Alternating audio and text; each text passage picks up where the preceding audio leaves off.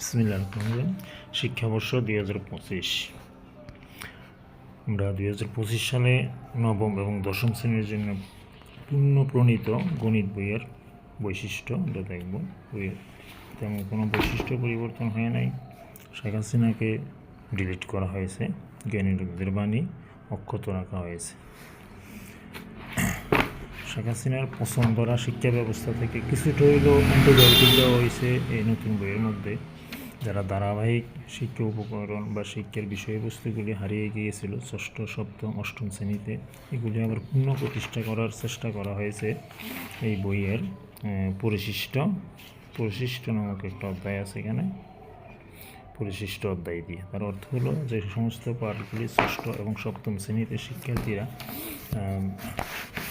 হারিয়ে গিয়েছিল পড়া থেকে, সেই পড়াগুলির পূর্ণ ঘাটতি পূরণ করার জন্য পরিশিষ্ট অধ্যায় বিভিন্ন বিষয়ের সাথে সংশ্লিষ্ট পড়াগুলি, যেমন রসায়ন বিষয়গুলি একেবারেই ছাত্ররা দুর্বল হয়ে গিয়েছিল, তৃতীয় অধ্যায়ের সাথে সংযুক্তি দিয়ে রসায়ন সারসংক্ষেপ তুলে ধরা হয়েছে। ঠিক সাধারণ ভগ্নাংশগুলির সাথে একেবারেই ছাত্রদের পরিচয় হারানোর পথে ছিল, তা আবার কিছু সারমর্ম দিয়ে দেওয়া হয়েছে এখানে।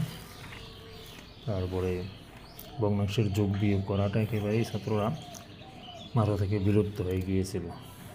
এই জিনিসগুলি পুনঃপ্রতিষ্ঠা করা হয়েছে। বীজগণিতীয় ভগ্নাংশের সমীকরণ সাথে জ্যামিতির মৌলিক বিষয়গুলো ছাত্রদের মধ্যে থেকে ধারাবাহিকতা নষ্ট হয়েছিল, আর এই অষ্টম শ্রেণীর অংশগুলো এখানে তুলে ধরা হয়েছে।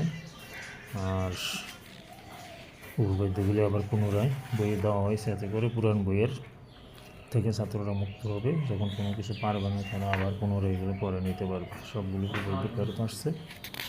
তারপর বিভিন্ন প্রয়োজনীয় উপপাদ্যের প্রমাণগুলি আগে ছিল না, এখন নতুন করে আসছে।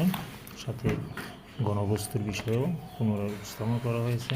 সর্বসম উপপাদ্যগুলি আবার পুনঃপ্রতিষ্ঠা প্রমাণ সহ দেওয়া হয়েছে। 6, 9, 10 এবং 11 উপপাদ্য 14কে তুলে ধরা হয়েছে।